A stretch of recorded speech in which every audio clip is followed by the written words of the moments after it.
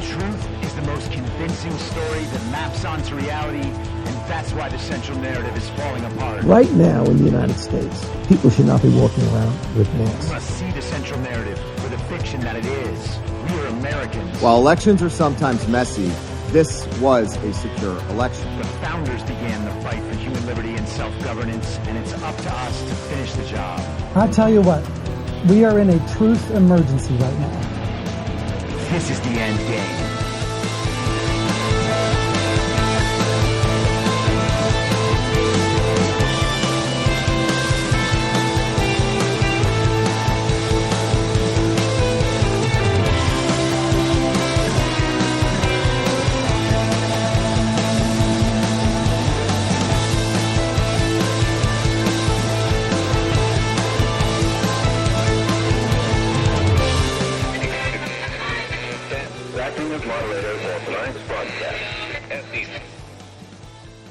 It's Thursday, October 12th, 2023, the 995th day of dystopia. I'm your moderator, Chris Paul. Let's be reasonable. A warm welcome and hello to all of you listening to the podcast on the day of its release. The only way to do that is by becoming a paid subscriber at imyourmoderator.substack.com. You can do so for as little as $50 a year or $5 a month, and in doing so, you will be supporting me, the work I do, and this show as it expands. And if you can't or you simply don't want to, continue listening to the podcast for free on a wide variety of podcast platforms and, of course, Rumble. All I ask is that you share it with your friends. You can find the links to the podcast, the writing, the social media, and the merch site by visiting linktree.com/I'mYourModerator. Now, just a show note at the top of the show, there will be no episode tomorrow, so you will have to make it through your weekend without me. You can, however, listen to Badlands Daily. I will be doing Badlands Daily tomorrow morning with my good friend CanCon, and then I will be hitting the road, so I will not be around to do a show. I will see you back here early next week. Naturally, I still will be online, and I will be on Devolution Power Hour Saturday night.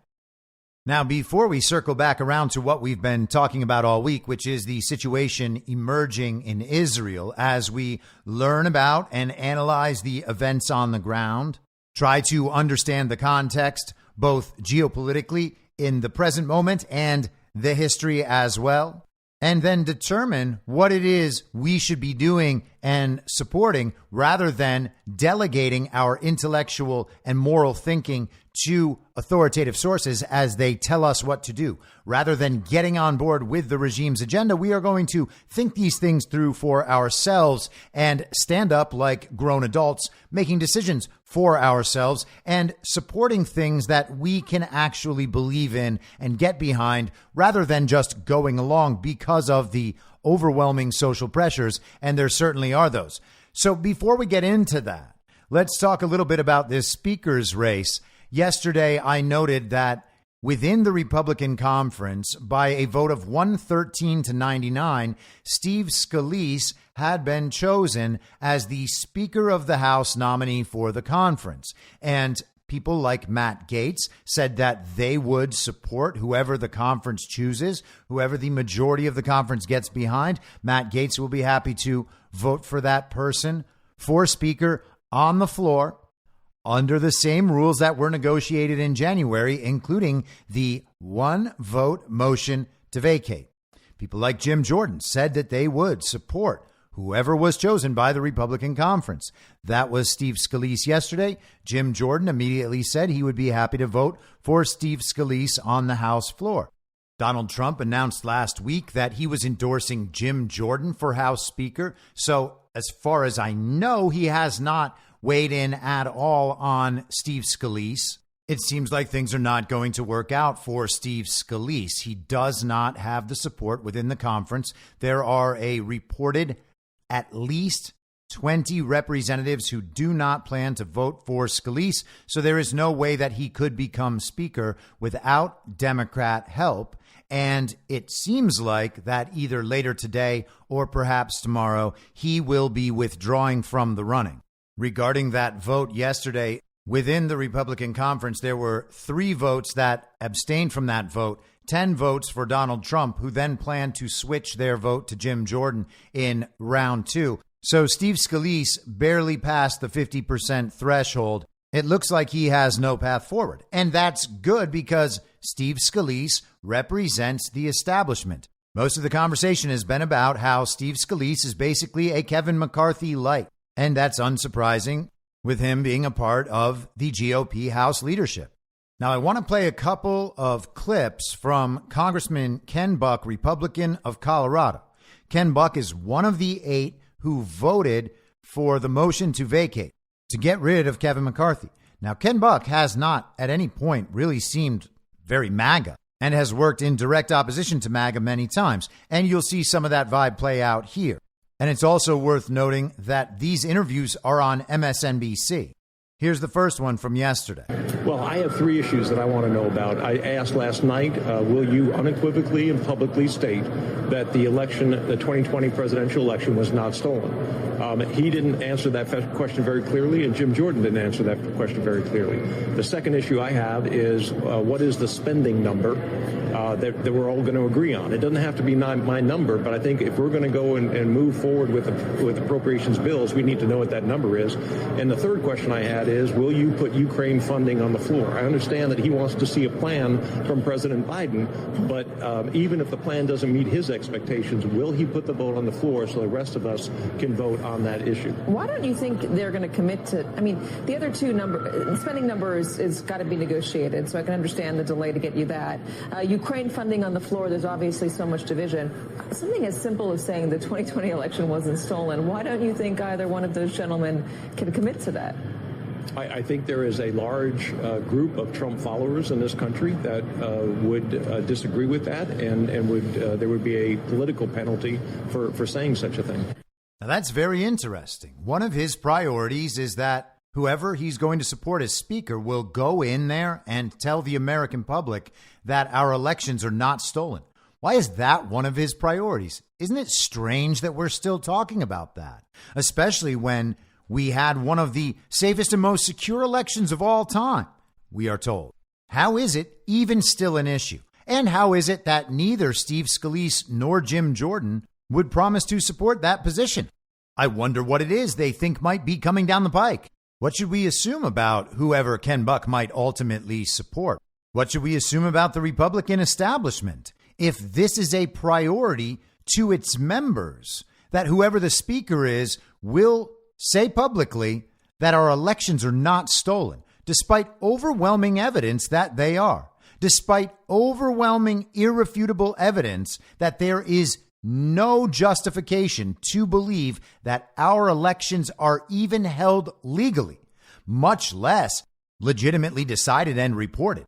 They haven't proven that at all. All we've learned is that the system is so complex, so convoluted, so messed up, and so intentionally opaque that there is not a person in this country who should honestly believe that these elections have any integrity at all. Our election process fails to meet even the most basic standards to be considered legitimate in even the slightest ways. And anyone who's looked into it knows that to be true. Even CISA, the organization that said we had the safest and most secure elections of all time, published a statement well over a year ago reflecting the research by expert J. Alex Halderman on the voting machines that there's absolutely no way to ensure that those machines can either yield an accurate result or have any chance of preventing manipulation. They are easy to manipulate, and there is no justification whatsoever for believing that they are creating a result that reflects the will and intent of the American voter.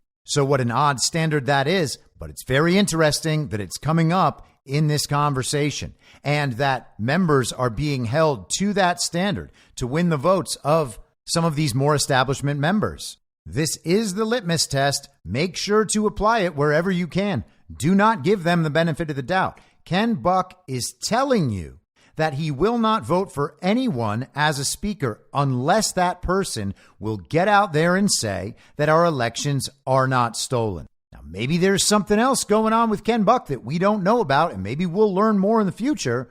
But for right now, Ken Buck gets zero benefit of the doubt ever. That is what that means. And let's hear a little more from him. This is This Morning with Andrea Mitchell. Once again, of course, on MSNBC.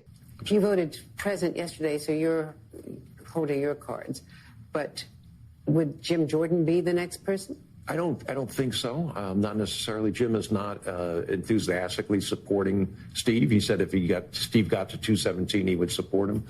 So I think it would just be opened up again, and we'll see who the top candidate is. Who is among those that might be considered? Would you go back to Kevin McCarthy? I think that Tom Emmer will be considered. I think that Kevin Hearn will be considered. Byron Donalds may be interested. There'll be a number of people that will put their name in. I think Steve was the number 2, and out of respect, a lot of people didn't run. I think those people, if he takes his name out of consideration, the field will open up.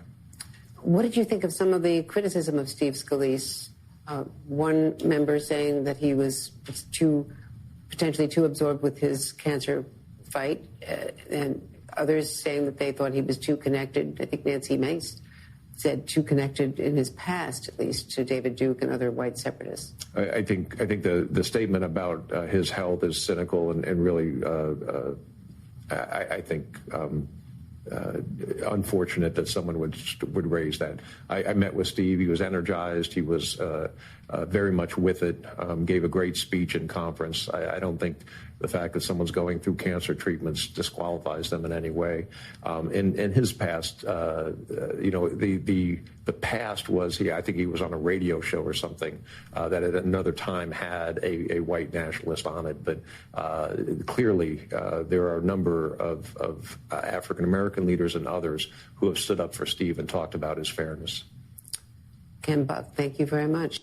So it's not going to be Scalise, and they're not going to immediately revert to Jim Jordan apparently either. I guess Jim Jordan just doesn't have the support of enough of the conference, even with President Trump's endorsement. And maybe President Trump's endorsement is part of what's holding some of the conference back. Maybe the GOPE can't figure out which side Jim Jordan is actually playing for. And I'm just fine with that. We talked last week about what Jim Jordan represents in this speaker race. I don't want to see any speaker. I don't want to get behind Jim Jordan. I don't want Jim Jordan to get a rubber stamp of approval. It's got nothing to do with Jim Jordan, although I'm open to it having something to do with him.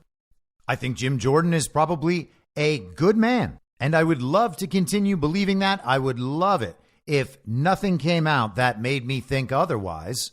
But I'm certainly not going to blindly trust the guy. I don't want anyone rubber stamped. I don't want any speaker at all. I said last week that I want to see this process go on for a while. I want to see a bunch of names proposed. I want to see a thorough vetting of everyone, including all their votes about who they're actually supporting. It would be nice if this process were done out in public. The fact that so much of it is being done behind closed doors should tell you a lot about the Republican conference. If they will do the people's business behind closed doors, you can imagine they're not going to stand up for the people in the face of stolen elections. They are fine with major decisions for the people's business being decided by the people holding the power in private. Steve Bannon said this morning that he thinks the process will drag out. He thinks this is going to be a thorough vetting. He has started talking about a lot of these things as civics lessons for the country. That's something we've been talking about for a real long time. And I'm not saying Steve Bannon is getting it from us, certainly. Steve Bannon is basically the progenitor of the MAGA narrative. He is the philosopher king of MAGA. He is to all of the ideas first, which is why there is so much predictive value in actually listening to what he's saying and incorporating what he's saying into our broader understanding of what's going on. He noted this morning that there was some reporting coming from Capitol Hill suggesting that there might not be someone who reaches that consensus within the Republican conference that they can then bring to the floor and get a vote from the majority of members in the House, which means the full Republican conference. He said that Patrick McHenry, the current acting speaker pro tempore right now, might end up being the guy. Now, does that mean they go and elect him speaker so that he has the full duties, powers, and responsibilities of the speaker? I don't know. We might just see the status quo last for a while. Acting speaker pro tempore. Good. No speaker. I believe we can get there. We shall see. Maybe we get to do that for a little while and ultimately emerge with someone who is speaker for a little while. If we get a speaker, you can imagine we're going to see that motion to vacate again. They will be actively daring Matt Gaetz and others. And they don't really have any way around that, because if they are going to keep doing the regime's business, then people are going to keep standing up against them. We don't want to govern by continuing resolution. Matt Gaetz has said that very consistently. If they want the government to keep spending, bring these individual spending bills and have a vote on them so that every congressman puts their name to their position on that individual spending bill. If they want money going to Ukraine, they have to vote for money going to Ukraine. They can't just vote for a must-pass omnibus spending bill. So we will see where things are going there. But right now, the establishment is flailing in that speaker contest, and Donald Trump's hands are off it. He supported Jim Jordan. That's what all of Con Inc. media wanted last week. Well, if we're not going to be able to have McCarthy, you better give us Jim Jordan. Jim Jordan is a good conservative. Even if we get a good conservative like Jim Jordan, Matt Gaetz still doesn't get any credit because the Democrats actually did it, not Matt Gaetz. And when that didn't really land, then we had the Israel thing, and they all immediately attempted to capitalize on the Israel thing and tell the country that now there was an urgent need to replace the speaker immediately. Got to keep that money flowing for Ukraine. Got to get some money flowing for Israel. We have to do both. But it's really not working very well, and it seems like the Ukraine thing is kind of slipping away. They are losing their last grip on that whole Ukraine thing. Virtually no one at this point believes them when they say that somehow Ukraine is going to, quote unquote, win. No one really believes that anymore. No one wants the money going there anymore. And it doesn't seem like they're getting it. And it seems like they know they're not going to get any more. They're hoping they can swap the Israel thing in where the Ukraine thing was. We'll get to a little bit more of that in a second and talk about how there's a whole lot of people flunking out of PSYOP school right now. And we can see that happening a little bit with the speaker thing. There are still people, even people who are mostly awake, MAGA supporters, etc., who think that there is some risk that we're encountering by leaving the office of Speaker of the House open. They think maybe some Democrat is going to go in there and get power, or maybe we're not going to get done all the important things we need to get done. None of that's true. There's nothing productive for the country that can be done with a Speaker of the House in there that will not be accomplished otherwise. They're not doing anything. The entire body, by the way, is illegitimate. These people are the product of elections that cannot be verified and are not being held lawfully or certified lawfully. So right there, the whole thing is invalidated in a very important way. Whether or not that scenario plays out in the reality we observe, it is still true despite that. This is very much the same as that fraud vitiates everything notion. We can't have legitimate decisions emerging from an illegitimate body. And because the body is illegitimate, they should not be encouraged to make decisions on anyone's behalf. The calls to the representatives should be, you must say no. Just say no. To everyone who comes up, say no. Does that include Donald Trump? Yeah, I would be inclined to say yes, that includes Donald Trump too. Say no to all of them. The idea that Donald Trump is somehow going to get 217 votes from Republican congressmen seems crazy to me just right off the bat. I really, really doubt that could possibly happen. We are talking about people who happily went along with the usurpation of this country. They failed to object to our stolen elections. They failed to object to these fraudulently certified electors. The idea that they're then going to change over a couple years later and support Donald Trump's ascent to this position of power that he probably can't legally hold and shouldn't hold is absolutely crazy. So which one of those representatives is worth supporting? Is Jim Jordan worth supporting? Is Jim Jordan a better choice than no speaker at all? The answer, quite plainly, is no. And that's not anything about Jim Jordan. He may well be a good man, a faithful, patriotic American. I'm not trying to take anything away from Jim Jordan. I'm just saying no speaker is still the better option. Also, if you like Jim Jordan, if you like Donald Trump, why in the world would you want to see them in that position where they can't accomplish very much and are sure to be blamed by the establishment for anything that they can sell to the country as a mistake? The Republican establishment are not our friends. It is not our goal to unify with them. It is not our goal to compromise with them or come together with them. The goal is to defeat them. They are corrupt. They are not our allies. They are the uniparty right. Our movement is against the uniparty. Just because they seem to align with us on various issues does not make them our ally. They are the controlled opposition for the uniparty left. They are part of the uniparty, nothing more, nothing less. Mitch McConnell is no more our friend than Chuck Schumer or Nancy Pelosi, and we really need to stop pretending otherwise. We need to fully break out of this controlled opposition paradigm that has dominated our understanding of American politics throughout our lives. It is not accurate. It is not useful. It is absolutely a construction and a framing from the enemy, meant to deceive and manipulate us. And the longer you play along inside their construct, inside their framing, you are doing their work for them. They know that.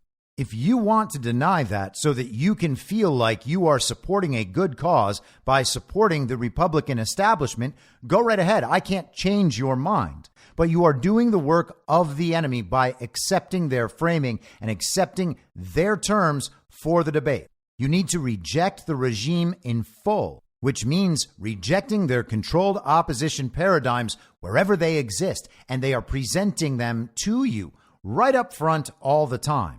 And before we move on to Israel, I just want to share this. This is from Max Burns, a Democratic strategist formerly of The Daily Beast and NBC News. He writes on X, "Looks like Representative Hakeem Jeffries is making his move, telling reporters Dems could work with the GOP on a consensus speaker choice. It means partnering to reopen the House," Jeffries said, "and changing the rules that were enacted in January that empower extreme members. Suffice to say, if Democrats make this deal under a new bargain that eliminates the one-vote motion to vacate, my expectation is you'll see a lot of House GOP lawmakers suddenly willing to torch the Freedom Caucus." It's also pretty clear that Jeffries learned a lot from his time working with Speaker Emerita Nancy Pelosi. Jeffries and House Democrats have consistently outflanked the chaotic GOP at every turn over the last year, even if the mainstream media won't acknowledge it. So that is a 100% regime-supporting narrative, painting the situation as one where the Democrat Party has all this power. They're going to take half of that Republican conference, that GOP establishment wing of the Republican conference, and they are going to coalesce around some consensus unity, they'll call it bipartisan candidate. But what will it actually be? It will be a uniparty candidate. The uniparty left and uniparty right will combine on the path forward. Hakeem Jeffries, the leader of the Democrats, is saying it just right out.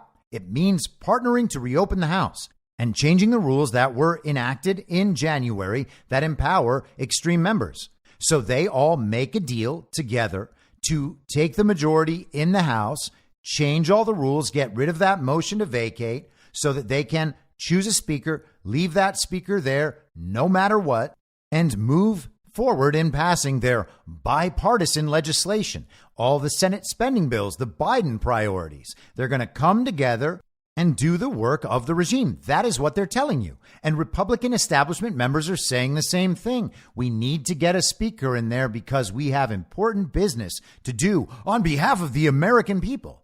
No, on behalf of the military-industrial complex, the global regime in Ukraine and now in Israel. They need to get the money flowing. They need to protect their globalist proxy states. And everything is two things.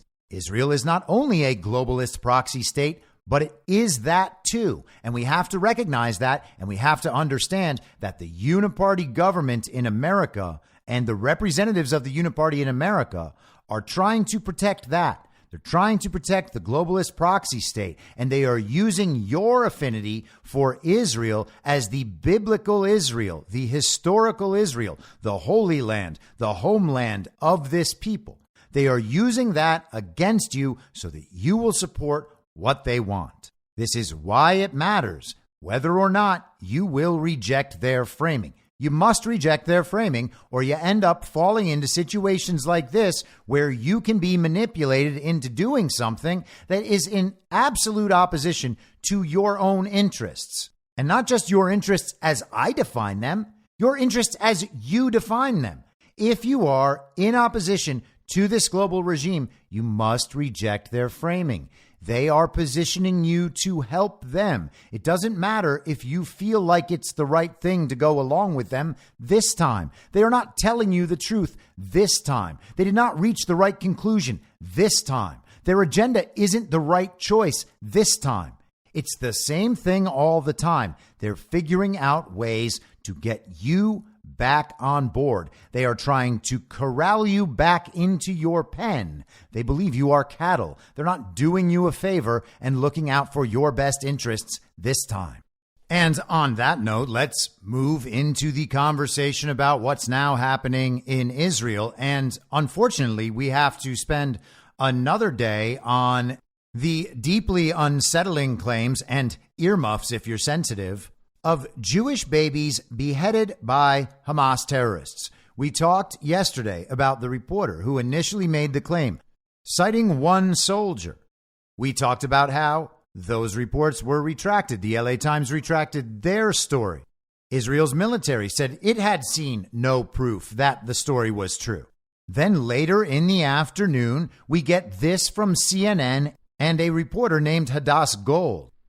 We have some really disturbing new information out of Israel. The Israeli Prime Minister's spokesman just confirmed babies and toddlers were found with their heads decapitated in Kfar Aza in southern Israel after Hamas attacks in the kibbutz over the weekend. That has been confirmed by the Prime Minister's office. Let us go now to CNN's Hadass Gold in Jerusalem. This news is beyond devastating, and for the families listening, for the people of Israel, for anyone that is a parent and who loves children, I don't know how they get through this, but this kind of thing and the way that this has happened has really changed any possibility of a relationship, a peace accord between Israel and Gaza and Hamas.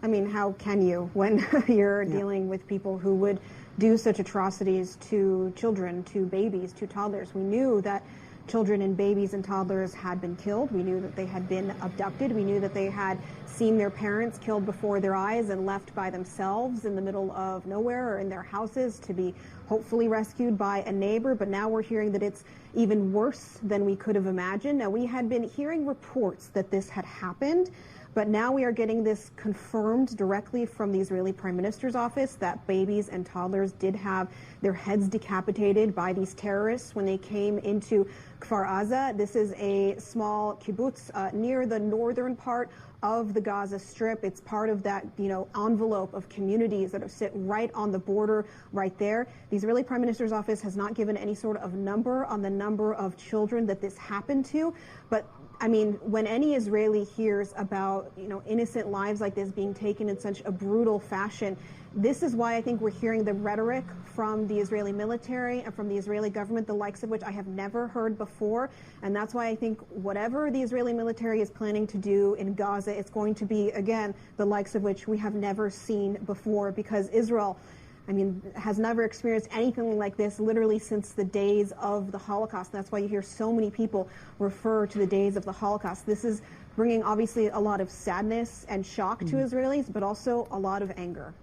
So at that point, we were told it was official. It had been reported by a spokesperson in the Prime Minister's office. Therefore, it was true. The reporting is still the original reporting, but now the new reporting is that someone in the Prime Minister's office, one of the Prime Minister's spokesmen, said that the claim was true. Therefore, it is officially true. Everyone has to believe it now. Conversation over. This is the evidence that makes the story true. Now, why did they need to do that? Well, Ben Shapiro had been out all day being a guest on other people's shows. Ben Shapiro being the country's #1 regime spokesperson who happens to be Jewish. Therefore, you can't argue with him when it comes to anything related to Israel or being Jewish. Ben Shapiro is the conservative Jewish God King of the country as decided by Conservative Incorporated. If he's going to go out on other people's shows and talk about how babies were beheaded, well, by God, it better be true. And if it turns out not to be true, well, then you need to make it true, because you can't have Ben Shapiro going around and saying something false. And if he says it and there's a lot of emotional content, and that emotional content is the thrust behind his argument, if he can't make his argument otherwise, well, then that thing has to be true, even if it's not true. We better make it be true. And that is what we have seen over the last 24 hours, is people making efforts to make that thing true. Now, I want to be clear that by questioning this narrative, there is no support in any way for Hamas. I am not making the argument that Hamas is not a brutal terrorist organization. We went through the other day, Ron Paul talking about how American intelligence and Israeli intelligence, both regime intelligence in different places around the world, the same thing as it exists in multiple places, different versions of the same thing. They created Hamas, this terrorist organization, just like they created ISIS and Al-Qaeda, just like Osama bin Laden was pals with all of those neocons that eventually started that war in the Middle East to destroy him and hunt him down, make him pay for 9/11. It just didn't happen for a while, till Obama told everybody he accomplished it. But we had a decade of war and all sorts of spending over there.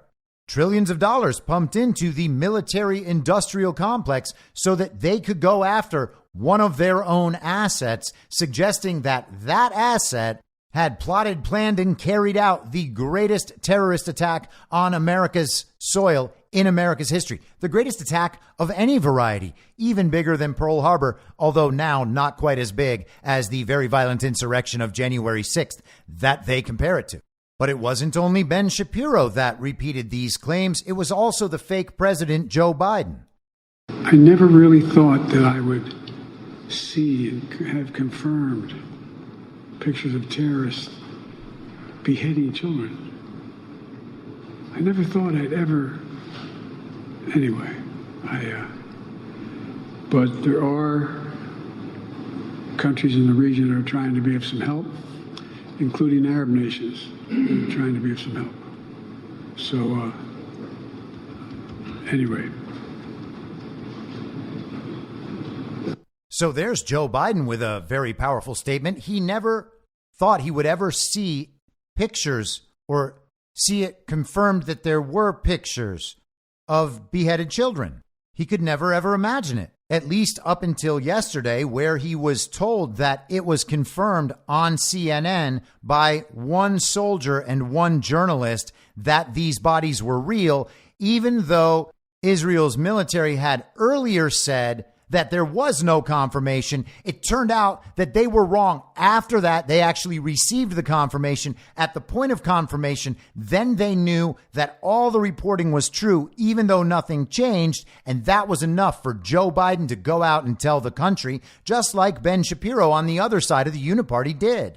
But unfortunately, not too long after that, as the New York Post and others report, Biden did not actually see confirmed pictures of terrorists beheading children, as he claimed. White House clarifies. President Biden said Wednesday he has seen confirmed pictures of terrorists beheading children in southern Israel, following reports that up to 40 babies were butchered over the weekend near the Hamas-ruled Gaza Strip. But the White House later walked back the commander-in-chief's claim. It's Thursday right now, and they can't figure out whether or not this happened as of Wednesday afternoon. Now they are certain that it's happened, even though they've retracted the story multiple times. A story about something that happened over the weekend that has been retracted multiple times. Now it's true. From the Washington Post. A White House spokesperson later clarified that U.S. officials and the president have not seen pictures or confirmed such reports independently. The president based his comments about the alleged atrocities on the claims from Netanyahu's spokesman and media reports from Israel, according to the White House. In response to questions from the Post, an Israel Defense Forces spokesperson declined to comment on the state of victims' bodies. So they still could not say at that point that these reports from over the weekend are true. The White House had to retract Joe Biden's comments. Joe Biden had not seen anything more than that report on CNN, that report from Hadass Gold, stating that someone in the prime minister's office said that the reports of the beheaded babies are true. Again, that is all we have. The same statement from the same soldier, from the same reporter that was retracted multiple times. That is the only thing that is out there. It's just the same story being recycled again and again, being said by different people, while the emotionality meant to punish disbelief is ratcheted up with each round. They keep coming back saying, yes, it is true, and you're evil if you don't believe us this time. Look how far you're pushing us to prove this. Oh, you want pictures? We'll give you pictures. And they have actually tried to produce pictures. This is the Prime Minister of Israel on X, at Israeli PM. Here are some of the photos Prime Minister Benjamin Netanyahu showed to U.S. Secretary of State Antony Blinken. Warning, these are horrifying photos of babies murdered and burned by the Hamas monsters. Hamas is inhuman. Hamas is ISIS. And if you look at the pictures included in that post on X, you may well be disturbed. I'm going to describe those pictures right now. Two of them are clearly burnt masses that could or could not be babies. But assuming they are what they are purported to be, they still are not pictures of babies beheaded. And I know that this is not what anyone wants to be talking about. I hope I don't sound crass about the subject, but it actually does matter whether or not we are going to fall for this thing. There are 3 pictures here. 2 of them are of burnt masses, which are not what is being described in this scenario. The other picture is a baby with its clearly attached head blurred out, and what looks like stains, potentially blood, on its clothing. Now, these pictures may well be upsetting, and they may be of legitimate victims of real violence occurring over there right now in this scenario. We do not have to believe that the entire scenario is fake, although it might be. It is clear, however, that once again, this does not constitute proof of the claim. It simply is not proof of the claim. And just because they have gone up to this level and used these words and tried to claim that you are absolutely evil if you don't believe us now, we have put these pictures out, disgusting as they are. We have put them out because you doubted us. We are now proving that what we are saying is true. And you have to believe us, or you're a bad person, you are an anti-Semite, and they can call you absolutely whatever names they want at this point because they have ratcheted the emotionality all the way up past 10, and they have gone around with this story 1 time, 2 times, 3 times. They have retracted it, and they will keep bringing it up. Now there is more proof, they are saying. This is still zero proof. This is not more proof. This is them suggesting another thing. Oh, well, will you accept that this is proof? No, because it's not proof. The one thing in these pictures that you can actually see is probably a baby, has its head blurred out, but very much attached. And again, I do not have to defend Hamas in any way or say that they would never do something like this to understand that there is no reason to believe this is true. None of what they have brought forward constitutes proof at all. It is one claim made by one soldier to one reporter that has been repeated endlessly by people in power. And by the way, Donald Trump even talked about the claim last night in his speech in Florida in front of Club 47. Donald Trump often repeats the central narrative, and that's unfortunate but he doesn't have to fight every one of these battles himself. And importantly, it is worth noting that his position doesn't require this claim to be true or false. His position stays the same regardless of the truth value of this claim. And that is the important lesson, because that is where we should be as well. Our position does not change based on the truth value of this claim. Hamas can absolutely be brutal murderers, and I have no doubt that many, if not all of them, are. And we do not need to diminish the fact that they absolutely may well want to eliminate all Jewish people from the face of the earth, and most particularly Israel. They may well want to do that. But what we're not going to do is be led by the nose, by the television, by the mass media, by people like Ben Shapiro and Joe Biden, who again are working together on a very important issue, because the emotional and reputational consequence of not complying and not repeating the slogans has been ratcheted up past 10. Again, as I said yesterday, we are being asked to weigh important issues and make important decisions. And we're not leading the armies of this world, and our decisions don't immediately become our nation's policy. But in an ideal situation, that is how it's supposed to work. A government of, by, and for the people, which means we actually do need to inform ourselves on these things, and we need to think deeply about these things. We cannot just get emotionally hijacked by the television and then be led by the nose into whatever conclusions, outcomes, and then actions the regime prescribes. If you are not able to stand up in the face of some moron or stranger on the internet calling you insensitive, then you haven't learned the lesson here. None of this stops until you stop complying with the central narrative. It needs your consent in order to survive and in order to thrive. They are piling absolutely everything on you all at once, so that they can get everybody back on the same page. They're going to say the magic words, pile everything on you, and make sure that you get back on the same page. They're going to corral you right back into your pen. You give them permission again. You say, well, gosh, I know they lied about all that other stuff, but I really don't think they would lie about this. It's just too disgusting. It's too gross. It would be too anti-human to just suggest this and lie about this in order to go to war. I don't believe they could lie about something like this. Really? Why not? They told you you would lose your job if you failed to inject yourself with a toxic experimental substance that can't protect you from a disease that can't kill you.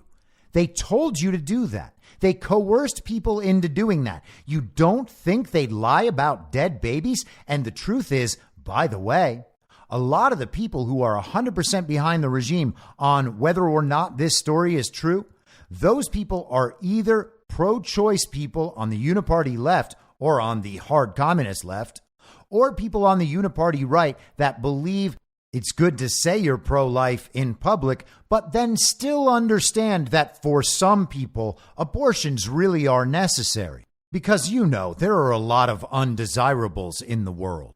The people saying that do not get the benefit of the doubt when they try to hold almost certainly fictional beheaded babies over your head. And let's think about the aspects of the abortion issue this is bringing up, because it is disturbing. And the truth is, abortion is a disturbing practice, and they try to hide that really well. I didn't realize that until a few years ago. I didn't realize how gruesome it actually was. I genuinely thought it was an issue about women making a choice upon realizing that they were pregnant by accident, knowing that they were not at a state of their life where they could be good mothers, knowing that the process of the formation of that fetus had not really begun. That's what I thought. That's what a lot of normal Americans still to this day think.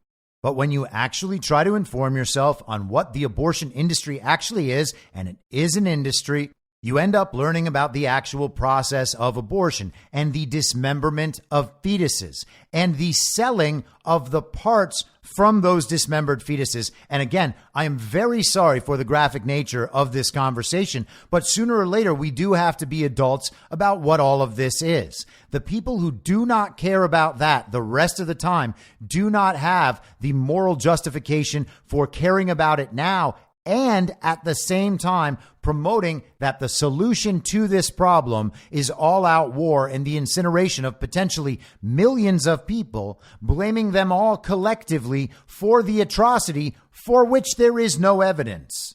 This is reporter from the Gray Zone, Max Blumenthal, on X today. A day after CNN ran primetime coverage of beheaded babies, citing Netanyahu's claims as confirmation, quote, CNN visited the ransacked ruins of Kfar Aza on Tuesday and saw no evidence of beheaded youths. Israeli officials have not released any photographs of the incident either. That is reporting from today in CNN. And the headline of that article in CNN is, Israeli official says government cannot confirm babies were beheaded in Hamas attack. That is today at CNN. The same organization that pumped out that story yesterday. CNN has poured through hundreds of hours of media posted online, attempting to corroborate accounts of atrocities committed by Hamas. In one video, which CNN determined to be authentic but has not been able to geolocate, an assailant attacks an injured man with a garden tool in an attempt to behead him. But CNN has not seen anything that would appear to confirm the claims of decapitated children. CNN also visited the ransacked ruins of Kfar Aza on Tuesday and saw no evidence of beheaded youths. Israeli officials have not released any photographs of the incident either. And that part, of course, would be updated with that post that I just read from earlier, where they did post those 3 pictures of quote unquote babies, 2 burned masses, and 1 baby with its head still very clearly on but blurred out. Blumenthal added, CNN has become the media wing of the Israeli Foreign Ministry.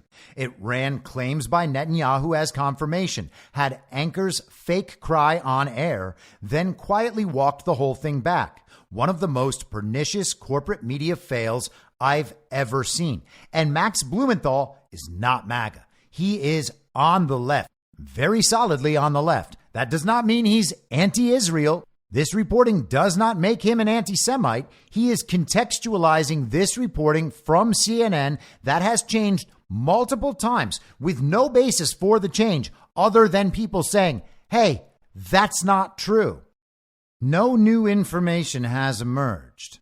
Someone in Netanyahu's office, an unnamed spokesperson in the prime minister's office, said the claims were true. Then the prime minister's office put out a post on X with pictures proving the claims true that didn't prove the claims true. This story has been walked back again and again. CNN keeps walking back its own reporting. The White House walks back Joe Biden's comments. I'm sure Ben Shapiro is still out there repeating it. And all of Con Inc., all of the uniparty right, is still combined with the uniparty left, all claiming that it's all true because they need to support the regime media. Otherwise, everyone will lose faith in them. Think about what we've seen over the last couple of days. A rubber dummy in the back of a truck being beaten by some people. We are told that that is a girl who is very much alive, who was kidnapped from a rave, a desert rave, which, by the way, according to Wikipedia, had its location moved just 2 days before the event. This is the Wikipedia entry. Supernova Sukkot Gathering, I guess that's what it's called, was a weekend-long outdoor trance music festival that began on 6 October 2023. It took place in the western Negev Desert, approximately 5 kilometers from the Gaza-Israel barrier near the Re'im Kibbutz. Produced by an organizer called Nova, also referred to as Tribe of Nova, it was the Israeli edition pre-festival event of Universo Paralelo, a side trance festival that had started in Bahia, Brazil, 23 years ago. So Parallel Universe is what this festival is called.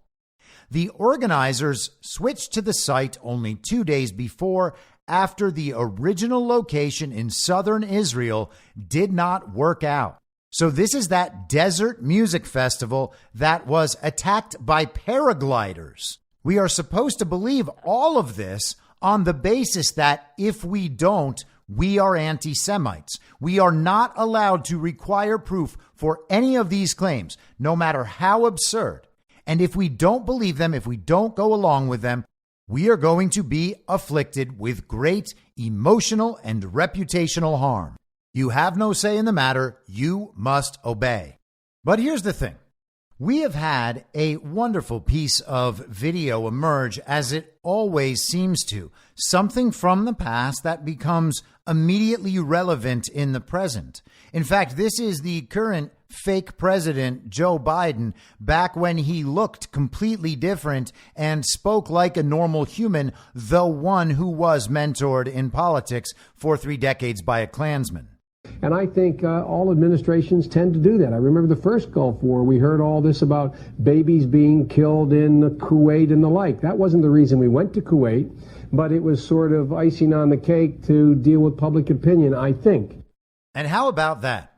If the regime had just let this story go initially, realizing that it almost certainly was not true, that the only reason to believe it was not even close to enough to convince a normal person, they could have just let it go. But a lot of people went all in. They used that story to justify their extravagant displays of hatred and malice, their desire to watch entire peoples be incinerated as, punishment?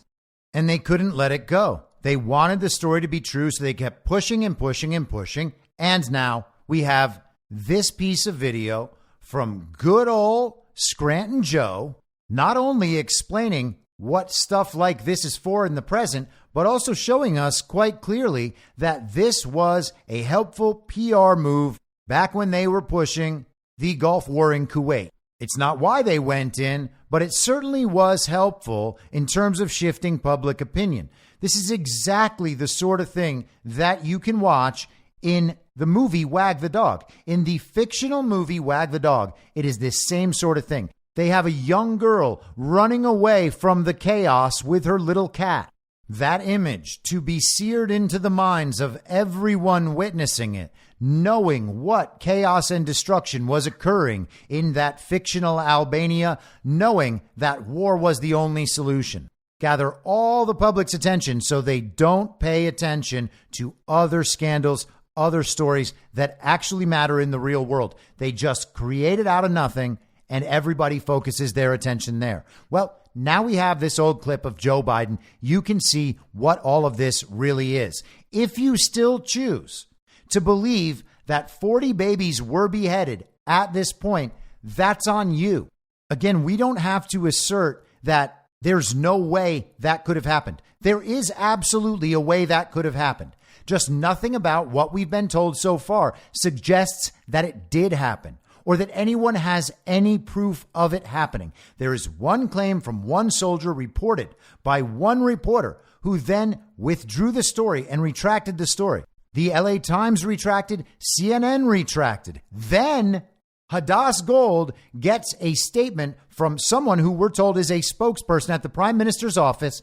Then the story becomes true again. Ben Shapiro spent the day repeating it. Joe Biden went out in front of the nation and repeated it. And then they walked it back. And CNN has now walked it back.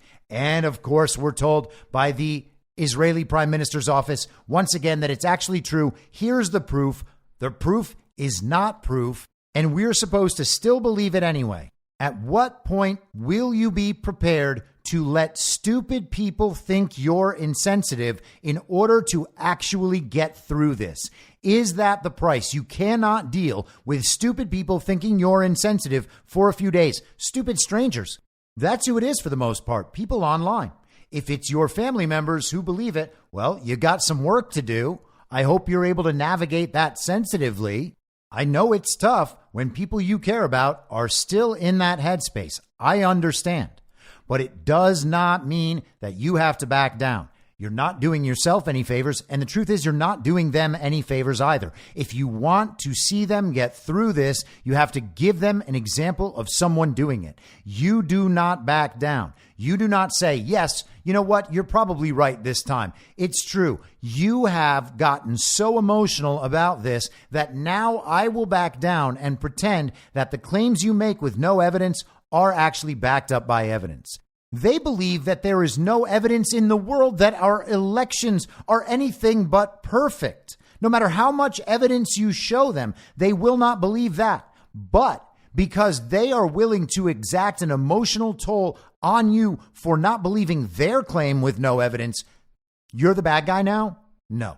You can't fall into that. You just can't. And I'm sorry. I know it's uncomfortable. I know it doesn't feel good. I know you don't like the conflict, but this is where we are. Either we will allow them to manipulate us forever or we will not. All you have to do is withhold your consent, and it is about time to do it. You don't have to go out there and fight people and try to convince them that it's not true. Just withhold your consent. If someone says it in your presence, be like, yeah, no, I don't believe that. There's no reason to believe that. It's real simple. If they want to try to prove it to you, allow them to. If they want to pull up those pictures from the Israeli prime minister's office and throw them in your face and say, look at this, this is proof, you simply say, no, that is two burned masses. And if those are babies, that's very sad. And that is another baby who may be alive and may be dead. And if it's dead, that's very sad. But the one photo that actually shows a baby, it's very clear that that baby's head is still on. So I'm sorry, but this is not proof. And we're not going to allow you to use this story to emotionally manipulate us into supporting utter atrocities. Now, again, I will repeat for the nth time. I do not need to doubt that Hamas is not brutal and is not doing terrible things and has not done terrible things. I do not need to doubt that they are terrorists. I do not need to doubt that they are evil people who mean to do Jews harm and to do Israel harm. I do not need to deny any of that to make sure that we are applying a standard of evidence and rationality to our decisions so that we do not get swept up into their false paradigms, into their controlled opposition paradigms, where we can be led by the nose into giving our consent to absolute atrocities whenever they say the magic words, which is what they're doing now. You must take away that power from them. The only way to do that is by refusing to comply, refusing to repeat the slogans. Now, while all of this is going on, yesterday we get reports from known CIA mouthpiece and Russia hoaxer. Hunter Biden's laptop is Russian disinformation hoaxer Natasha Bertrand. This is her reporting yesterday at CNN. Initial U.S. intelligence suggests Iran was surprised by the Hamas attack on Israel. So you see, it's not Iran's fault. Therefore, it can't be blamed on the Biden regime. The United States has collected specific intelligence that suggests senior Iranian government officials were caught by surprise by Saturday's bloody attack on Israel by Hamas, according to multiple sources familiar with the intelligence. The existence of the intelligence has cast doubt on the idea that Iran was directly involved in the planning, resourcing, or approving of the operation, sources said. The sources stressed that the U.S. intelligence community is not ready to reach a full conclusion about whether Tehran was directly involved in the run-up to the attack. They continue to look for evidence of Iranian involvement, which caught both Israel and the United States by surprise. You see, it was all a big surprise. None of these people could have possibly known. They especially didn't have any role in coordinating or supporting. And that $6 billion, that thing doesn't matter. That whole Robert Malley thing, the infiltration of the Iran experts initiative into the Obama and Biden administrations, that doesn't matter either. None of it matters. And the regime's support for Hamas doesn't matter. Rich Barris put this out on X, formerly Twitter, today. In 2018, John Kerry met in London with Hussein Agha, a close associate of Mahmoud Abbas, that is the president of the Palestinian Authority and the chairman of the Palestinian Liberation Organization. Kerry told him not to talk peace with Donald Trump because he would be removed from office within a year And afterward, Abbas would get a better deal. Abbas then refused to meet with Mike Pence. John Kerry asked Aga to tell Abbas that Palestinians should, quote, play for time, end quote, until Trump was removed, after which it would be the, quote, time for Palestinians to define their peace principles, end quote, instead of accepting Trump's two-state proposal. Now, all these people are dead. Realizing the Palestinians were never going to come to the table, especially not with members of the opposition party engaging in actual sedition and undermining his peace plan, Trump moved to unite the Arab countries with Israel and isolate the Palestinians with the Accords, these being the Abraham Accords. Barris says, I'm unaware of anyone dead as a result of J6 other than unarmed protesters. Now thousands are dead as a result of John Kerry subverting a duly elected president and his efforts to bring a lasting peace to the region. But J6ers engaged in sedition. Kerry did not, and he adds on. And it's not just that John Kerry advised a foreign leader to oppose a president while not serving in the administration. He told Aga to tell Abbas the president would be removed from office within a year, and Abbas acted on that belief. That's as clear cut as it gets, folks. And Rich Barris is exactly right. That is pretty clear cut.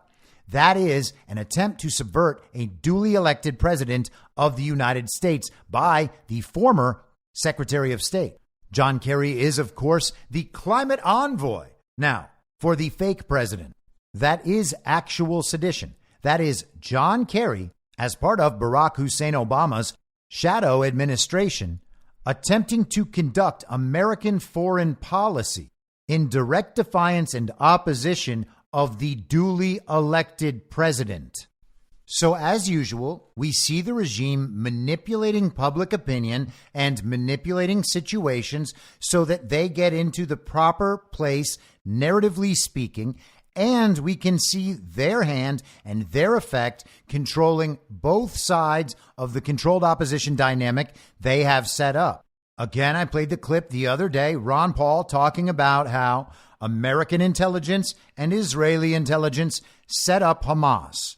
They fund and arm and encourage these groups to do certain things and act in certain ways so that they can apply pressure where needed, as needed. This is the sort of thing you can do when you control everything, including and especially public perception, and you don't care at all about people's lives. We're talking about people who have an explicit depopulation agenda, people who coerce normal people into medical experimentation at the risk of their job and livelihood, their ability to feed their family. They are absolutely happy to manipulate these situations. Now, I have also said quite clearly, I don't know how much more clear I can be, Hamas may well be absolutely the brutal terrorist organization that it is described to be. But we cannot ignore the fact that the regime has a role in creating that, just as the regime had a role in creating ISIS. And if we're going to be told again and again and again that Hamas is ISIS, we're being told by all sides that Hamas is ISIS. One side as a justification for war, and by the other side so that we will draw this accurate parallel. Now, to the extent that Hamas is ISIS, Hamas must be dealt with and destroyed.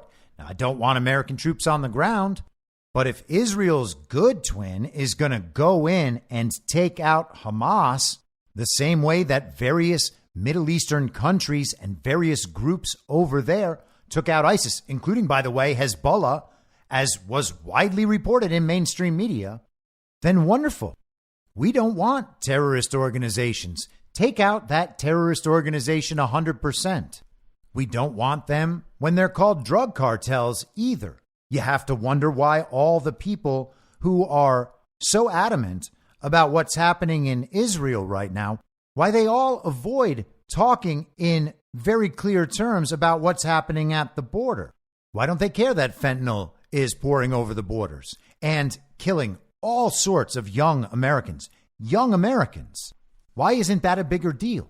Why isn't it a bigger deal that our country is being invaded and people are losing their jobs and livelihoods as a direct result of that? Why don't they care more that what we have at the border is actually a slave trade and that the price of entry is indentured servitude toward these global corporations that are actually killing American small businesses. Why don't they care about any of that stuff in the same way? Because cartels are terror organizations. They are even more and more being designated as such. Can those be destroyed? Terrorist organizations and cartels are private armies of the regime. That is what they are primarily. They may thrive on hatred for peoples, creeds, religions, sexualities, and genders, whatever it may be. You don't have to deny the reality of the fact that some people in all of these groups will always sincerely, legitimately, hatefully believe all of the ideology. There are also a whole bunch of people that don't, because primarily these are private armies of the regimes. Whatever their motivations are, the most important factor is that they are private armies of the regime. Some of Hamas, most of Hamas, maybe all of Hamas, really do hate the Jewish people and hate Israel. I have no doubt about that. I have no problem believing that whatsoever. But that is not the only thing they do. First and foremost, they are a private army of the global regime. To that extent, we should absolutely want them taken out, even apart from anything else they might be doing. To the extent that Israel's good twin faction is going to go do that, it's wonderful to be behind them 100%. I would like to know that that is what's happening. And when I know that that's what's happening, I'm going to cheer Israel on for doing it, provided it is the good twin faction of Israel and not this globalist proxy state that they call Israel. We don't need to blindly support things. We can figure out who the good twin faction in any given country is, and then support that as they would support Trump and MAGA in America, knowing that America's success is crucial to the success of every sovereign nation and people who want to maintain their sovereignty. We are America first. We can cheer for people who are Israel first in Israel. And we should, just as we do for anyone doing that across the world. It's awfully hard to paint us as hateful while we are actively trying to discover and then support the people in each nation who are really on the side of what is right. We should be able to do that, and we should not be the least bit shy about vocally supporting these people. But we have to figure things out first. We can't just run in saying we support Israel with new emojis on social media. That's not anything. And that's not even supporting the proper people, because the proper people are the ones opposing the regime, and the regime is telling us who to support. They're not steering us the right way for our best interests. They have no incentive whatsoever to do that. And we know what it is, this process we are witnessing. We know what's going on with BRICS. Start there. Just start only there. That's already more than half of the world's population aligned in this new endeavor to remove the people of these nations from the global regime's fiat money system currently branded as the American dollar. Those nations already have an emerging alliance, and there are so many other nations joining them. We know that the multipolar world is emerging. How do we think that is going to work? We are going to be America first. We are going to look after America. In all of our decision making, we are going to think about what is best for this country, not what is best for me personally in my quest for material wealth and comfort and never having to care about anything. We think, what is best for the country? Let's choose that again and again and again and again and again and on down the road. And we expect everyone else in all the other countries to apply the same decision-making process. And that is what we encourage for all the people across the world.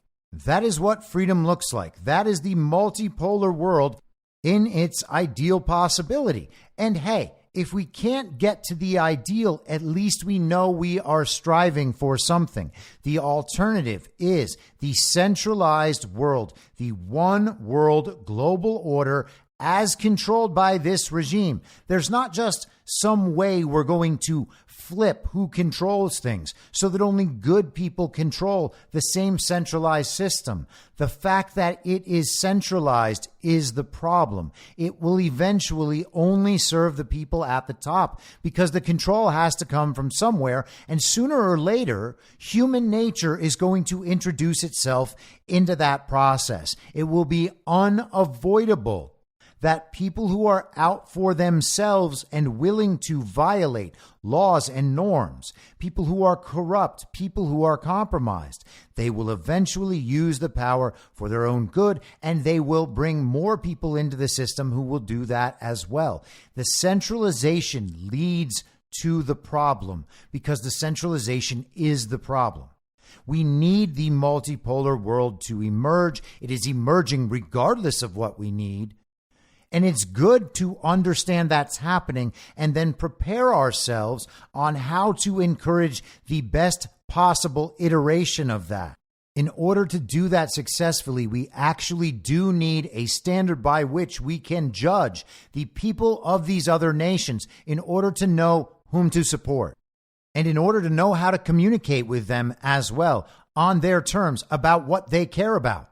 We here sit in America pretending to know what should happen in all of these countries around the world when their own citizens who are still asleep don't even know. We're talking about people who don't know what's going on in their own towns, trying to tell us who we should go to war with. These people obsessed with movies and reality television and sports and pop music, who thought COVID gave them all sorts of lovely social opportunities.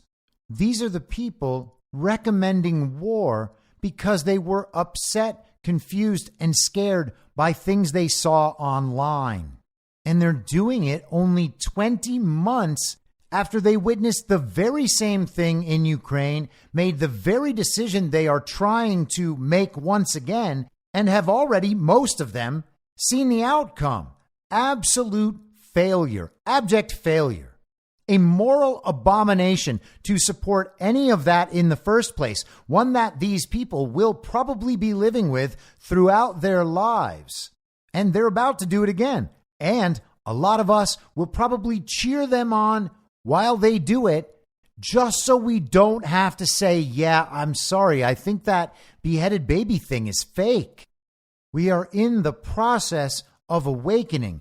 The entire point is understanding the depths to which these people will go and the dishonesty that guides everything they say. This is the regime in full bloom. It is your duty to attempt to understand it. You don't just assume that they're telling the truth this time because this time it's just too important to lie about. It's just too important a subject to lie about. We would never lie about this thing. Sure, we would lie about a pandemic and we would steal your elections. We would propagandize you and then censor you in violation of your most basic human rights. But we would never lie about this one thing right here. What do you think we are? Monsters? Yeah, sorry. I think you're monsters. And speaking of that multipolar world that's emerging, we listened to the fake president, Joe Biden, babble all his emotional terms, all of that emotionalizing, all of the discussion of the victims. And then what will the response be? Oh, the strongest possible response, of course, because our heroes in the Uniparty, they know it's time to come together.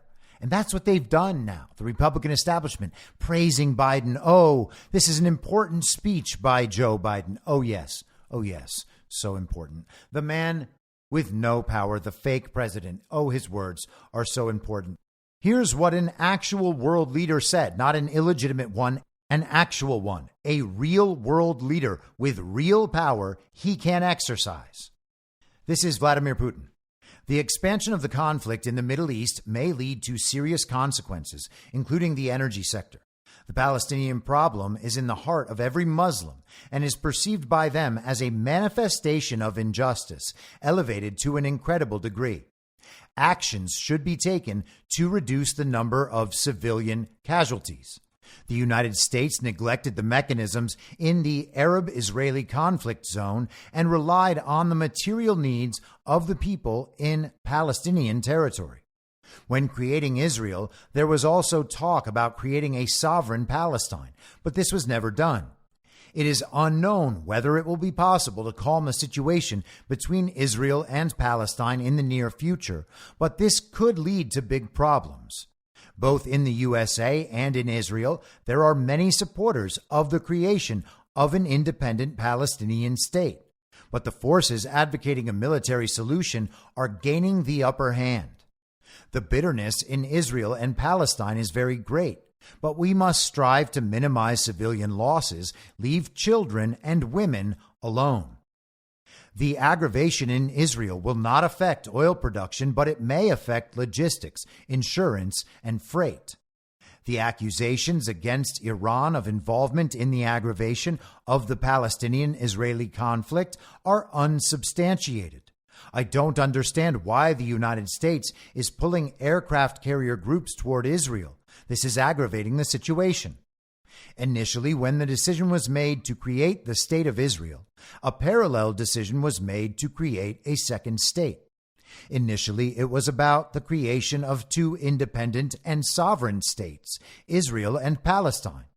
Israel, as you know, was created, but Palestine, as an independent and sovereign state, was never created. That's quite a statement, isn't it?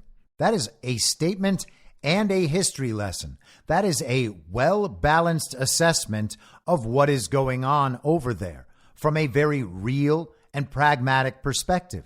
That is not a list of brutalities and victimhoods and a recommendation that we are all in our hearts going to support Israel in the strongest possible terms, all in a lead up to our military involvement on the regime's behalf to protect regime interests in other parts of the world, all done with our consent, all funded by the indentured servitude of Americans.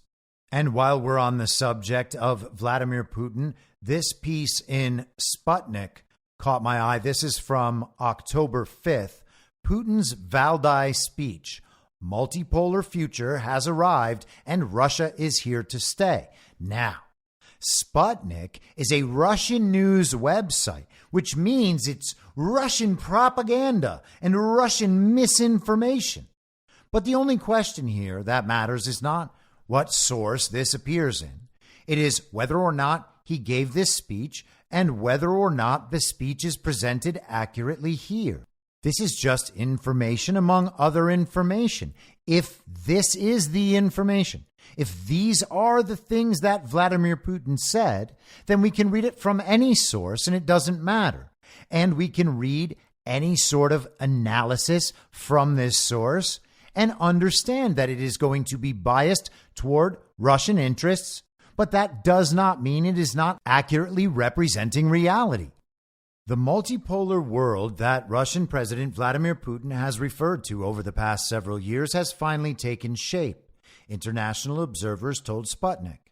Russian President Vladimir Putin delivered a speech on October 5th at the plenary session of the 20th meeting of the Valdai International Discussion Club in Sochi, emphasizing the tectonic and irreversible shifts taking place in the global order.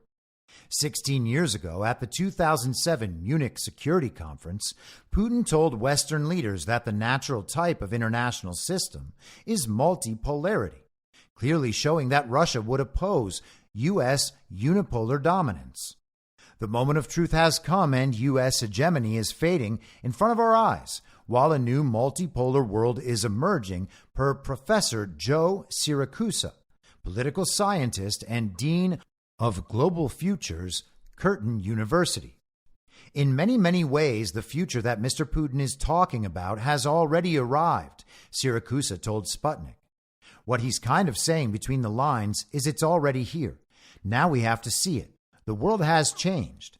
And the reason he thinks that the Americans, particularly in Washington, make these terrible mistakes is because they do not see that the world has changed around them already. The world, the future, is changing in front of them, and they fail to see it. He thinks that might be the cause of the conflict. And that is pretty accurate. The world has changed. We talk about it constantly. I talk about how far in the future we actually are compared to where people think that we are. There is a massive gap between what the American public thinks is happening right now and what is actually happening right now. And that gap can be represented by time. There are things they could have known years ago that they still do not know now. And had they known those things years ago, they could have foreseen what is happening now, or at the very least, understood it as it emerges, so they can think rationally about it rather than emotionally, because they know everybody's supposed to have an opinion and they don't know anything. So they figure out what the opinion of all the best people is, and they repeat that. And who are the best people? Well, the people that they themselves would like to impress the most, because those are the people from whom they will increase their reputation. That is the calculus within the party of false decorum. They are trapped in an informational past. They cannot interact with what is happening right now, which is why it's all emotion. They have no idea what world is emerging as it emerges, so they have to figure out ways to explain it among the only information and context they have, which is getting everything else for all of history wrong every time. They are applying their coerced 9/11 reaction to this situation in Israel right now, because that is the reaction they know. They have practiced it before. It feels comfortable. We're all very upset by what's happened. Let's go kill these terrorists, and you guys can just take care of it on your own. We don't want to be involved. We don't want to think about how many terrorists are being killed and how many innocent people are being killed. Just use some drones. Do whatever you need to. Don't tell us about the death. Whatever money you need, you can take it. Make all the decisions for us. We want nothing to do with it. Just please stop telling us these bad stories. That's the decision-making process of these people trapped in the past. They could be closer to an informational present so that they are interacting with reality as it emerges, as close as they can be to that in real time. But they're not doing that. They're trying to pull everybody else back into their informational past where their analysis of the world makes sense. It doesn't make sense. There is nothing about the central narrative that reflects the emergence of the multipolar world as it has already happened. It is not something that is happening in the future. It is something that has already happened. And none of their analysis on these situations reflects an understanding of that. This is an analysis from an informational past. That is where the regime needs you. When you are caught up closer to an informational present, you are not fooled by the regime's stories. You are useless to them. You are an effective opposition to them at that point. The entire thing at that point breaks down. That is what we are trying to cause. You cannot get there if you are going to be tricked by the emotionality of stories like 40 beheaded babies. Now we need to incinerate 2 million. It is obviously a trick. You must stop falling for it. During his Valdai speech, Putin outlined 6 principles Russia wants to adhere to and offers other nations to join it. First, we want to live in an open, interconnected world in which no one will ever try to erect artificial barriers to people's communication, their creative realization, and prosperity. There must be a barrier-free environment, Putin said. The second principle is the diversity of the world, which should not only be preserved, but should also be the foundation of universal development. And he does not mean skin color diversity or gender diversity. We all know that. The third principle, according to the Russian head of state, is maximum representativeness. No one has the right or can rule the world for others or on behalf of others. The world of the future is a world of collective decisions, the president emphasized. And by the way, there are technological possibilities that present themselves with Bitcoin and potentially maybe other emergent technologies that will allow people to weigh in on some of these decisions, I imagine. But I do not expect that that will be some form of direct democracy, especially not the world over, because that would require some sort of enforcement mechanism, which I guess potentially could also be solved by Bitcoin. That's an interesting conversation, but not this conversation. Fourth is a universal security and lasting peace that takes into account the interests of great states and small countries equally. To achieve this, it is important to free international relations from the bloc mentality and the dark legacy of the colonial era and Cold War, according to Putin. And with how all of that world looks at this point, the influence of the regime in all of these various countries where communism was implemented and from which they tried to spread it. Talk about colonization, and the Cold War takes on a whole new light and a whole new understanding. The fifth principle is justice for all. The era of exploitation of anyone, I've already said this twice, is a thing of the past. Countries and peoples are clearly aware of their interests and capabilities and are ready to rely on themselves, and this multiplies their strength. Everyone must be provided with access to the benefits of modern development, Putin emphasized, and this is in direct opposition to how the regime has run the world up until now. They have devastated countries into compliance with the global regime agenda, then they flood money in. And for all the people standing up to their ascent to power or to their grip on power, those people are further impoverished and eventually shipped off to other parts of the world to go do, you guessed it, slave labor. Or sometimes they're just kept in country for slave labor, like we see examples of now with lithium and cobalt mining, supplies for all of our green technology. Think about the Chinese Uyghurs in work camps. That was the global evil twin at work in China. The sixth principle is equality. No one should be forced to obey those who are richer or more powerful at the cost of their own development and national interests, according to the Russian president. And that's a great point.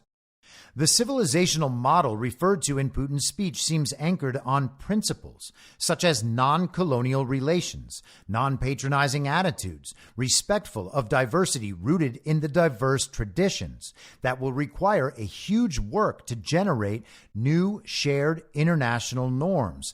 Paolo Raffone, a strategic analyst and director of the CIPI Foundation in Brussels, told Sputnik.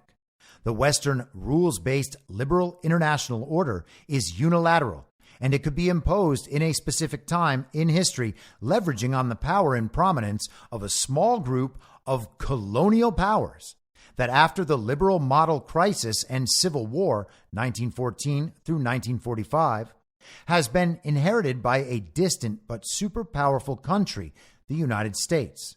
In a nutshell, I can say that the civilizational model approach probably aims at structuring a shared world software, while the liberal rules-based order has been aiming at building an imposed hardware defended by rules serving the financial and military hegemony.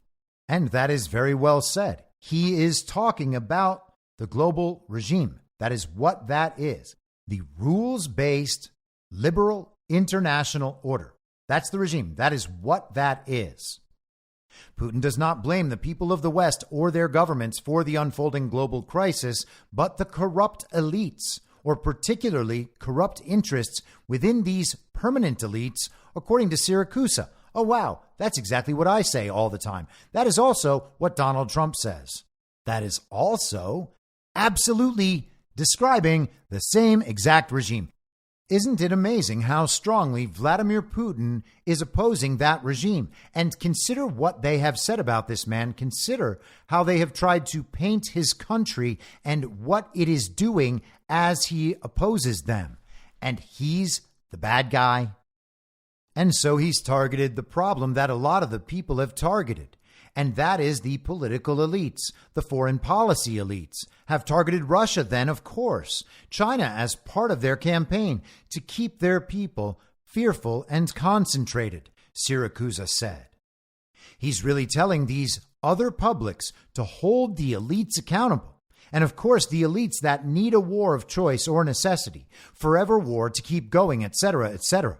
I mean, most of America's great industries, Boeing, Northrop, Raytheon, etc., depend on a continuing war. With whom? Doesn't make a difference. It's got a kind of warlike production. That's been the essence of American prosperity since the 1950s, the scholar emphasized. That's us, guys, that's us. And it was well hidden, or maybe it wasn't. Maybe we knew about it and thought, that's just how it is. But that's us, and we have to account for that. We bear that responsibility, and we need to understand how the rest of the world might view that. Now, again, we can look after America's interests at all times. It is probably not in America's best interest to give them all a fat middle finger and tell them they can go screw themselves. But maybe it is, and where it is, I guess we can go ahead and do that. I don't owe anything to those other nations, but I do owe it to America to try to make America better than that. There's nothing about taking some responsibility for what we have enjoyed and the price at which we have enjoyed it. That means we're not America first or won't stand up for our country. A multipolar world means we actually do need to be able to see things from the perspective of other countries, or else we end up playing the same game that the regime plays. And if they're not in control of those other countries, if we start exploiting other countries, then they're actually able to hold us accountable. There's not the regime presence there holding them back. We need to account for the new reality that is emerging, knowing that it already has emerged far beyond our awareness.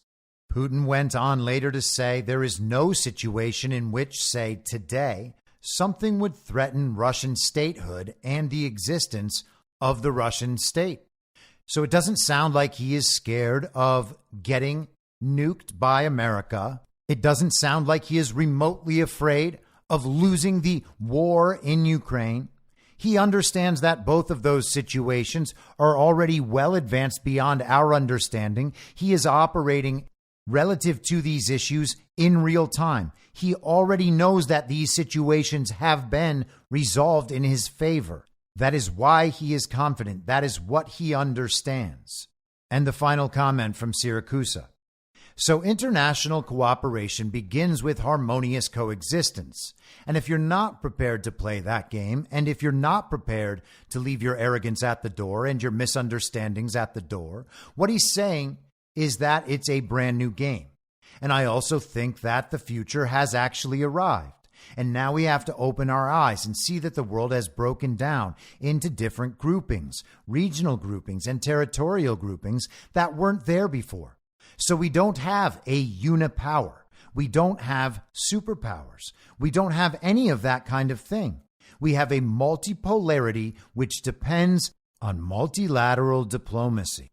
Now, why is that important relative to what is happening in Israel? Because considering the scope and magnitude of that change in the world, we know what's going on with the currency. We know what's going on with the regime, the bankers at the very top.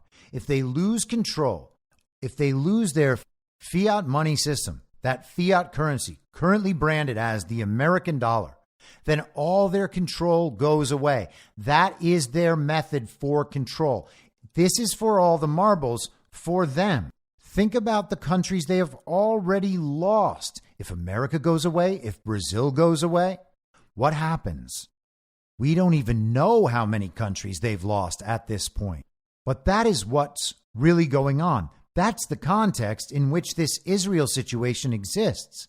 And the regime is telling you that you have to now go to war. The only sort of thing that can bail these people out is people from a powerful nation like the United States of America getting coaxed back to sleep and making the worst decisions imaginable. This is the only opportunity that these people have to turn these things around, which is why they're going so hard after it and why it's all so insane, why backing up this story about beheaded babies means so much to them. Because if this stuff gets exposed, if this doesn't work while they're piling it all on, what in the world do they have left? We need to do our part, and our part is being patient and thinking about these things rationally.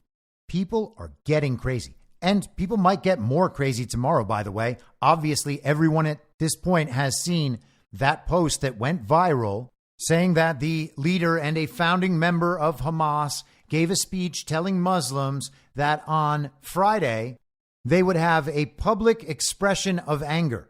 And the idea was that these would be terrorist attacks throughout the world to send a message of rage to Zionists and to America. And so a lot of people are now very concerned about what might happen tomorrow. Now, of course, this guy is definitely an intelligence asset, and you can research him as deeply as you'd like. His name is Khalid Mashal, Mashal. And we know that this is a narrative preface for potential acts of terrorism, or what will be called terrorism, tomorrow. Maybe there are false flag events. I imagine if this happens, we will probably figure out pretty quickly that they are false flag events. Maybe they're going to try a whole bunch of them so that every American knows now it's time to go incinerate those people. They started with just the attacks, the paragliders, the outdoor Burning Man style rave. They started there, but people wouldn't go along with them. So then they talked about beheaded babies, and some more people went along with them for sure. And those people got very, very angry when others didn't. But that hasn't worked. So now they have to keep cranking up the emotionality, which means they have to create new events because they've squeezed just about all the emotionality they can out of the first event. They're saying that people are evil bigots for not believing an obviously false story that all the people telling the story have said is false now multiple times. So that's about as far as they can go with this one. They're going to have to create new events, so they will, whether they're narrative or actual. And obviously, it is a tragedy when it's actual. It is horrifying when it's actual. But even when it's actual, they are still generally lying about the story, and it will be our job to figure out how that is. Now, people have actually come to me asking for my advice about what they should do tomorrow. The truth is, I don't know, and I would never want to make that decision for anyone. But I do worry about the fact that a known intelligence asset, someone who is as controlled as this guy, puts out this statement about all these terrorist attacks, and then people are going to go changing their lives based on this statement going out. That is, again, complying with the construct of the regime. Now, if you want to be extra cautious, then avoid large crowds and large events. But if you're willing to change your life just because there's some weird claim made on the internet, you're kind of falling for the same trick everyone else is falling for with this other stuff. And I get that the world is scary, and I get that it sucks not to know. But what kind of world do we live in? What kind of world do you want to live in? And what are you placing your faith in? We have seen a lot of moments over the last few years where people are expecting false flags and different actual events by the regime, and they haven't happened. They have not pulled these events off well. They have not made them count within the narrative as they expected to. I do not believe that they will be successful tomorrow. But the entire point of this is that you don't take some understanding from me and say, oh, well, Chris says, so that's probably right. No, you got to make these decisions for yourself, and you got to interact with the world on the most advanced informational timeline possible. We cannot pretend that all of what is happening right now is about some terrorist attack that the best security state in the world couldn't prevent because there was an intelligence failure. And now all of these atrocities, all of this, we're being told the only solution is for all of us to double down on whatever the global regime demands. That's not why this is happening. The picture is much bigger than that. And all the real stuff is floating on a plane far higher than all of this conversation. And that's where we need to be, because those are the critical judgment points. That's when you can be weighing in at the right time. That is when your understanding can make a difference in other people's understanding. And we can get closer to interacting with reality in real time in an effective way. Everything you know has already happened. I will be back early next week at the same reasonable time on the same reasonable podcast network. I don't have a network. Masks and lockdowns don't work. They lied to you about a pandemic. And Joe Biden will never be president. In my mind, that's the end game. If you're listening to this episode for free, you can support me and support the show and the work I do by signing up for a paid subscription at imyourmoderator.substack.com. You can do so for as low as $50 a year or $5 a month. Comes out to under $0.25 per episode, and you'll blast right through the paywall for all of the writing. The merch store is www.cancelcouture.com, and you can find everything else by heading to Linktree. Linktree.com/I'mYourModerator. And I'll see you soon out on the range.